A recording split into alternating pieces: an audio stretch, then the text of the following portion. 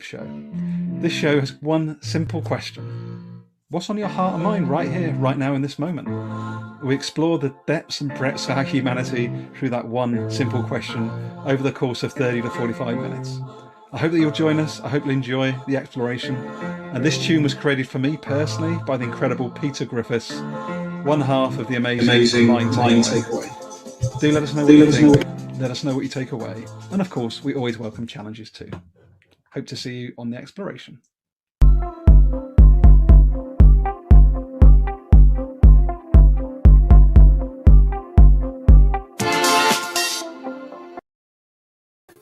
And we are now live on LinkedIn, on YouTube, and I'm very, very privileged to have, I have to say it, Frank, the Frank Douglas joining me on the right here, right now, live show. How are you doing today, sir? I'm doing okay, Gary. Thanks for having me on. I've been looking forward to this. Well, thank you. And I have to put a shout out to our mutual friend, Perry Timms. I was joking with you before we came live today that he said about 3 years ago, you'll need to have a chat with Frank. It may be a challenging one, but you need to speak to Frank. So I was like, okay, well, we're here. We're finally here. Good, but let's keep the bar low. Well, look, as we get going today, people will learn, those that may not know you yet, Frank, will of course learn more about you today. We keep it pretty informal. But as we get going, the one question that we come through that we really want to have our conversation about is what's on your heart and mind right here, right now in this moment as we go into this new working week, Frank.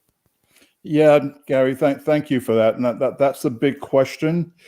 And yeah, I am at this point where I think for the HR profession, I am the most scared and the most excited I've ever been for the profession. I think we are at this point at an inflection point that may define and create the legacy of the profession for the next years to come. And part of that is because what's on my mind in part is because I think we have underperformed as a profession. That's my view in the last 10 or 15 years. I think part of what has happened is this desire to be considered business people. You know, we wanted to be accepted by the business.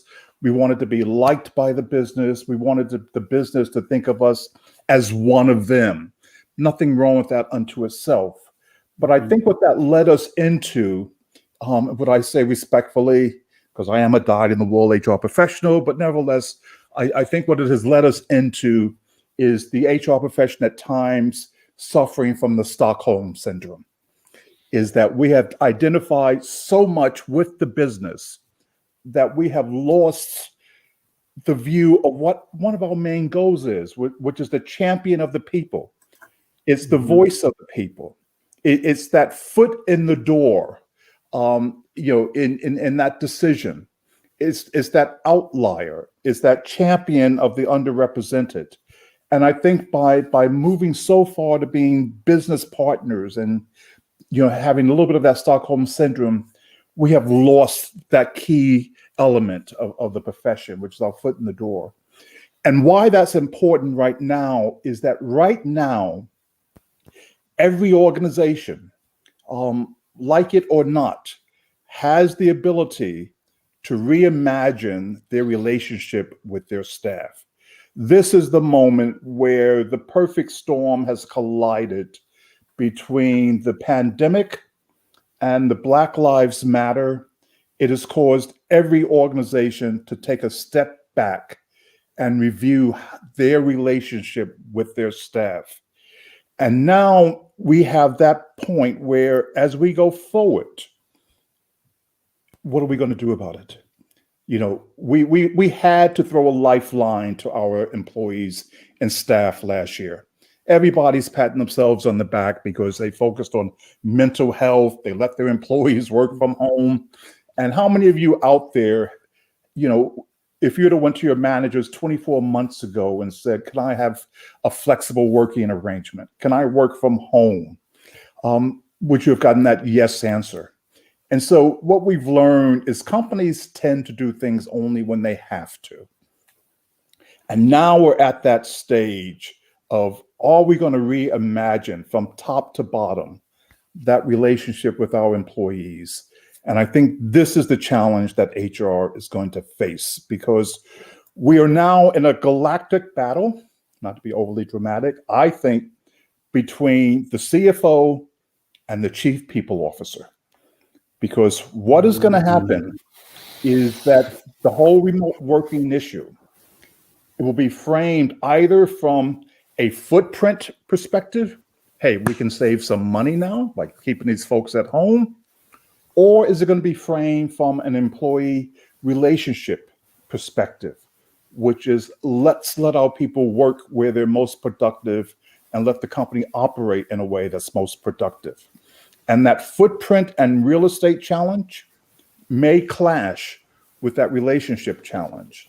And I think that's going to be the determining and key issue for this profession is, will we hold the line as the people's champion, and where it's appropriate for people to be in the office, let them be, and where it's not, otherwise. But are we going to hold that line, or are we going to fall into the lap of the CFO and that Stockholm syndrome and say, yeah, we can reduce footprint, we can reduce costs, we can increase our margins by 2 or 3 basis points by reducing the space, doing the right thing maybe for the wrong reason. So that's where I am, Gary. Long, kind of winded answer, but I'm excited and scared for the profession right now. Wow, what an amazing... So I've got all sorts of reactions going on in my body right now. So first of all, I want to acknowledge a couple of people who are joining us live. So Elise, thanks for joining Frank and I from South Africa. Also Papa CJ from India. Frank's voice is magnificent. You've got another fan today, Frank. So what I myself am a commercial people person. So I've trained with CIPD, I've done some great trainings, OD, L&D, chartered member previously, but I'm a sales guy, Frank, through and through. Yeah, done it for over 20 years. Yes. So I'm feeling that pressure that you're speaking to, because I don't have a pure HR lens. Yes. But I can see and I can hear what you're speaking about, because one of the most common challenges I see, which I think needs to be dealt with, and I don't want to spend too much time on this today, but there seems to be a bit of an identity crisis within the profession at times. Like, should we call ourselves this? Should we call ourselves that? And it's like, that doesn't really matter. What matters is this challenge you're speaking about between the people function and the finance area. So how do we look at root causes for the opportunities that sit in front of us, and less at the symptoms is one of the things I'm curious about. And I'm wondering if you're sort of challenge build or otherwise around that feedback or comment. Well, if I take that conversation up a level, Gary, if you mind, is, as I said, I think we've underperformed as a profession. And I think partly the reason I say that is, if you think of the language of Wall Street or city analysts, they will speak about companies' performance as either alpha or beta. Investment performance. So beta performance is where you have a portfolio and you just match the stock market performance. Mm-hmm. Nothing wrong with that, but you're matching the market performance. Alpha performance is where you outperform the market. And the challenge, I think, with HR, particularly in the UK, I have to say, I'm 20 years out of New York, but I've been here for the most part, the last 20 years, is that we have been focused on beta performance. We just cut and paste everything that everyone else has been doing. If everyone's been doing unconscious bias training, if everyone's been doing blind CVs, whatever it may be, we just kind of cut and paste, and we're happy to follow the pack. There's very little I see out of the HR function, particularly in the UK, that is based on outperforming the competitors. Our role in HR should be creating turbulence for our competitors. They should be afraid, of an HR function of a company, because they know that HR performance is going to help that company have alpha performance. And so, as we look to your point, as we look at this issue of where do we go, in terms of reimagining that relationship, the CFO relationship the cost issues versus the relationship issue. I think the fundamental root cause has to be, what can we do in HR to outperform our competitors? And what I find most disappointing, Gary, I rarely go to a conference, I rarely hear a presentation from HR professionals that is based on outperforming their competitors. Everyone kind of does their variation of the same thing. And so I think as a root cause, we need to get back to, what's our raison d'etre? Our raison d'etre is to get the highest level of performance we can from our staff than anyone else can. And if that means they need to come into the office, if that means they need to work from home, if that means there's a hybrid, we need to find out what creates alpha performance, not just what everyone else is doing and playing it safe and being risk averse. So cool. And I'm on that side with you now about the exciting side, right? Which is actually, the word reimagine for me is exciting. It's innovation, it's experimentation, it's stepping into the unknown, which for me, I'm really comfortable with, to be honest. Yes. But for those that aren't comfortable with that, what's your invitation? Because to reimagine means being bold for me, Frank. It means almost starting with a blank piece of paper. And I'm wondering what skills, what support may HR in the UK need at the moment to step into that space, do you think? Yeah, I don't think it's a revolution, Gary. I look at culture and HR the way a software development leader would look at culture and their product development, which is, you have a roadmap. Now, I don't know. So let's just say you have an iPhone 11 right now. I'm assuming you don't have an iPhone 6 in your pocket. Not far away, but carry on. All right. So clearly, there was, at the time, an iPhone 6 met our needs.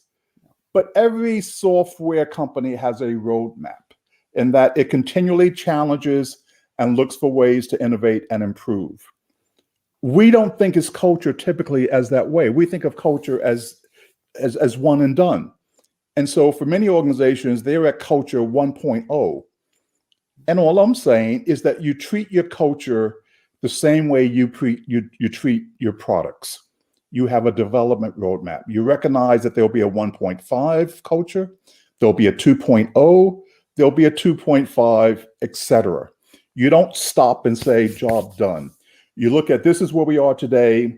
It'll take us 18 months to get to the next version, 18 months to that version after that. And so I think that reimagining is not an episodic thing that you just toss everything up and it comes down and it's fixed. You think about it, you reflect about it, you approach it from a strategic level. So as we look at this new world of remote working, hybrid working, we also need to recognize, what are the unintended consequences of that? There's a military leader in the U.S. and he, when he talks about diversity and inclusion, he says ducks pick ducks. In a sense, is that people pick people who are like them. And so what's this new hybrid world? What's the new unintended consequence? Well, one may be is that I'm in the office, I'm the big boss, you're in the office, Gary. I like that because I see you, your coat's hanging over your chair at 7 o'clock at night. I never see you at 7 o'clock, but I see that coat hanging there, so I'm assuming you're there. But let's just say Mary, we'll make Mary a female because she might have a child at home. Mary's not in the office. She works 2 or 3 days a week from home. But I see you in here every day, pumping away. And now it's time for that promotion. Where does presentism, what's the new unconscious bias that will come into this? Is that you're in the office, they're not. Believe me, that will become the new bias there. And so when we reimagine this world, we need to also reimagine, how do we level out? How do we create equity? Because there'll be new unintended consequences throughout this. And I think that's the challenge for HR. We need to step back from this transactional perspective, really think about the roadmap and also the unintended consequences and focus on that. And that's why I'm scared and excited. right now because we haven't necessarily shown that reflective, strategic, and deep understanding of the issues and the potential unintended consequences. So good. So good. I want to acknowledge that David's joined us today, Frank, and he said, great shares. I think overall human resources needs a rebranding, treating humans as resources as a defunct function. We need to think about investing in humanity rather than being resources. So I guess there's something in what David's saying around language. Language matters, as does intention. So I guess what I'm also, and I love the thing, I'm going to weave that into what you just shared, Frank, for me, which is there's not a lot of cost. And again, feel free to challenge me on this, but what I've experienced, we added 6 million sales and 1.5 million margin in a small culture change within my immediate organization that I work at, Frank, over a 3-year period by doing exactly what you said. Okay, let's look at how do we come together as meetings? Whose voice is being heard? Like all these little iterations over a 3-year period added that value. But that took intention. That was like, actually, we want to be better. And I'm just wondering how often does intentionality come up in, because I'm not in the HR space, like in and of itself. Is intention a key sort of lever here? Or is that a mindset piece? Or I'm trying to sort of navigate what are some of the key leverage points for HR? I think the leverage point is the same for any other part of your business, Gary, which is it starts with the CEO. And so, part of my view, for better or for worse, is CEOs get the HR they deserve. So I don't necessarily blame HR. CEOs get the HR they deserve. And so if the CEO views HR as a transactional function, you could be the most strategic thinking chief people officer out there. You're going to be stuck in that box. If your CEO views the people function as a value creation lever, which in the best companies, that's how it is viewed, as value creation, then you view this as any other value creation lever in your conversation, in your C-suite meeting. So you go to a meeting and your boss is, okay, what's the sales funnel looks like? What do we got going? How many are we going to close? Let's talk about this. Do we need to divert resources over here or over there? Mm-hmm. It's the same with HR. It's not it's a value creation, as sales is, as your infrastructure, whatever assets you may have. Your CEO and the C-suite need to think of their people as a value creation lever and build that into every other conversation they have about value creation. So it's not outside of the business conversation. It is embedded in the business conversation. So I don't think it requires a different process. I don't think it requires a different mindset. I think it requires an appreciation that it's a value creation lever, and every CEO treats their value creation levers with the same sense of importance. It's so lovely. One of the things that one of my lenses on HR, because I've got thousands of amazing, well-intentioned, passionate HR people in my network. And I love your point about you get the HR you deserve as a CEO. That's amazing. I've never heard it so clearly. So that's really powerful. Yeah. What I also think is really, I'm going to come back to the opportunity again, is apart from the CEO, HR is probably the only other department, or probably more than the CEO, that sees and senses every other part of the organization holistically. Yeah. And I think that's a huge opportunity as well. When you start looking at the system of the organization, is it if we're sensing and doing that iteration that you're speaking to, that continuous improvement, those levers become quite obvious if you're really in touch with marketing, HR, production, supply chain, and you're continuously speaking to those people. That becomes quite a lot more fun, Frank, doesn't it? It becomes fun, but it becomes very demanding because what I found in my HR career, Gary, particularly as I moved up the ladder, is that you have to force your way into conversations where people don't think there's an HR issue. So in many companies, and there might be a sales management meeting on Tuesdays, if you wish. And there's a general C-suite meeting on Mondays. And then on Wednesdays there might be a finance leadership team meeting.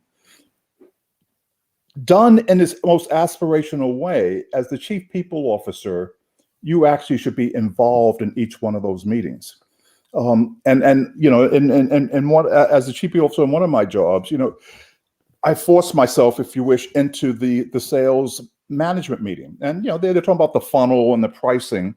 And when I went to the head of sales, and he said, why do you want to sit through that? I said, because at the end of the day, I guarantee you, after you distill down all of your sales challenges, they're going to come down to people. They're either not trained properly, they're either not allocated towards the right resources, or we don't have the right capabilities allocated to the right clients. But at the end of the day, most of these issues come down to people capabilities, allocation, resources, or training. And so HR is embedded in everything we do. And the challenge is, not just for the chief people officer, but how do you have that commercial conversation across the piece? And so if I can just give one example, and I worked for Shell, and I got transferred to The Hague, and they put me with, I call him the meanest, toughest oil man ever created. I'll just call him Brian. But if there was a problem in Brunei, they sent Brian to fix Brunei. And if there's a problem in Oman, Brian was there. And when they needed to upgrade Nigeria, Brian was there. He was a mean, tough oil guy. And I worked for Brian for about no more than a year. And then I moved on to another role. I learned more in that year than any other 25 years of my HR career. Because Brian would basically start with every meeting with what's going to get barrels on the table. So think of oil. Mm-hmm. And that was his opening statement. Okay, who has barrels on the table for me? And so what Brian wanted to know, he didn't want to know about talent management or centralization or succession planning per se. He wanted to know, how am I going to get barrels on the table? And what it forced me to do is to say, Brian, the reason, for example, we need succession planning is that we can increase our capabilities over here. We have some expats that are moving there. We can get business continuity. And by doing this, we're going to keep barrels flowing on the table. That commercial focus was a lightning rod to me that I have never forgotten. And so I think the challenge for every HR professional is in their organization to define their barrels on the table and to address HR, not from an HR point of view, not from it's in the books, not because CIPD research said it. We need to be able to interpret everything we do into our particular company's barrels on the table. And then you're in those meetings, you're in those conversations, and they understand your value. Sensational statement. As someone that works in chemical distribution, it resonates even more. But it does. But it's such an important point. And again, if you look at talk the language of the business. This is what you're talking about. Yes, it's not just language of the business. It really is. Okay, what's going to pay your salaries? What's going to keep the business ticking over? Yes. Another phrase I use a lot, Frank, is what are the metrics that matter to your organization? What are the 5 KPIs that your CEO speaks about that you should be speaking about with your team as HR? Yeah. Are they the same metrics even? Yeah. And you need to be able to draw the line between any HR initiative and that KPI. Yeah. And that's a discipline that I think we can get better at. But like I said, it's about what it is. It's about what are your barrels on the table, and why does this create and improve that KPI? And that's the language and the focus we need to have. So cool. Just want to say thanks to Alan. Alan's joined us. Alan Ibbotson says, he loves your comment as well. CEOs get the HR they deserve. But also a truly great HR leader can influence and change the mind of a CEO. I would argue with that one a little bit. Throw it back. This is good. We like interaction, Alan. We've got some interaction with Frank. Thanks yeah, you get a CEO who spent 20, 25 years getting to that position. They either come into that role appreciating the value of HR, or they already have set in their mind to. It's like relationships. If you think you're gonna like date someone or marry someone on the basis that I'm going to change their mind later, the chances of success for that, I think, are very low. I think you pick your CEOs based on where they are and where their mindset is right now in terms of the HR function, because that's likely what you're going to be living with. Fantastic. And I've got Mike's popped along. Brilliant. Agree with you, Frank, or they don't. Yeah. Yeah. Fantastic. Well, we're getting into our last 5 minutes. I could take you for another hour, Frank, but I want to honour your time. Just to summarise for those that might be joining us a little bit later on live today. So we've explored, the importance of aligning around KPIs. HR is a part of the business already. Almost stop trying to justify yourself. You are good enough. Get out there, get into these meetings, get in meetings with sales, get into meetings with marketing, be bold. And I'd just love for you to share with us some of your, and again, how long's a piece of string, Frank? But I'd love for you, in sort of 12, 18 months time, based on what we are seeing with Black Lives Matter, the necessary focus on DEI, the necessary focus on, connected living system organizational design. There's a whole range of things that are coming.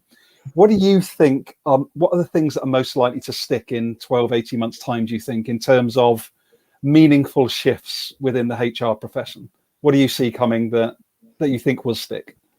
Well, I think where HR has excelled in the last 18 months has been on the mental health and well-being side. We've really stepped up our game there. It has come to the forefront. I think that will stay with us because that has been one of the appreciations that employees have seen, and we've allowed people to speak freely, about it. I think what has also happened in the last 18 months is the visibility of more chief executives because they're having monthly town meetings, Zoom meetings, they're talking to their staff more. I think it will be hard for the CEOs to go back into the closet. And so I think that visibility and that engagement will remain. On the diversity and inclusion front, I'm on the fence on that because I think particularly around the issue of inclusion, I don't think most organizations actually understand what inclusion means. It's a word, but I don't think they really understand it. Most organizations are focused on assimilation. And assimilation says, this is who we are. This is how we do things. We're going to hire this diverse feeder pool of talent, and we're going to quickly get them to do things our way. Inclusion says we challenge our leadership styles. We challenge our HR processes. We challenge our engagement communications, and we move that to fit the needs of this new diverse feeder pool. Most organizations aren't challenging the way they do things. They're putting in add-ons to bring people along. So I'm not sure that the inclusion momentum, what little there is, other than off-the-shelf packages, I'm not sure if the inclusion momentum will last in 12 to 18 months. But I think the visibility of the CEOs, the focus on well-being, I think the reimagining of the relationship in terms of the office versus home, I think those will stay with us. But I'm not so excited that it is causing us to really reimagine the employer-employee relationship in its totality, I have to say, Gary. Interesting feedback. It's really funny. I keep wavering between this sort of the workplace humanity, Frank, sort of tottering from being this sort of like 3-year-old toddler to maybe becoming adolescent, and then actually no, we can't quite be adolescent. Let's go back to being an 8-year-old. Yeah. I mean, I hate to be pessimistic, Gary, but you have to realize that a lot of the things that are taking place right now over the last 18 months are taking place because corporations had to. Yes. Absolutely. And so the Absolutely. litmus test over the next 18 months will be how much of the momentum will be because they want to. Yeah, and I see this also in other areas such as sustainability, which used to be part of, your CSR. It's now got its own functionality, but the greenwashing already that is starting to happen around the sustain. Like, what are the boxes to tick just to get the report out, to get the financing?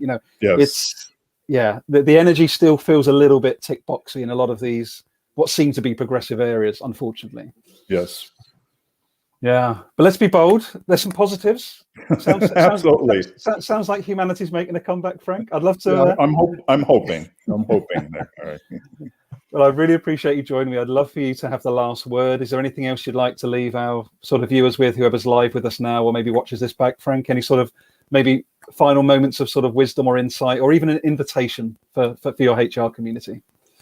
Yeah, I hadn't thought of a final closing statement, Gary, but we talk about the issue of courage sometimes. And I know even in the CIPD map, professional map, there was the issue of courage, which I never necessarily agreed with, because courage is not even something that the armed forces recruit to. Courage is something that just kind of happens. You don't recruit to it. But I would say for the HR profession, I would say, courage at times is being the only voice in the room, the opposing opinion in the room. And I think we need to just be comfortable that we may be the lone voice in a conversation on a perspective. And I think we need to be bold and courageous and recognizing that it's okay to be the lone voice in that room. We don't have to be part of that Stockholm syndrome. We can be the opposing voice, and that's okay. Wow, that's awesome. That's excited me. Okay, I'm gonna be cutting that part and putting that out on some advertising, Frank. That's a pretty good wrap up. That's a pretty good wrap up. I just want to thank everybody for joining us. Thanks so much for sharing and being interactive with Frank and I today.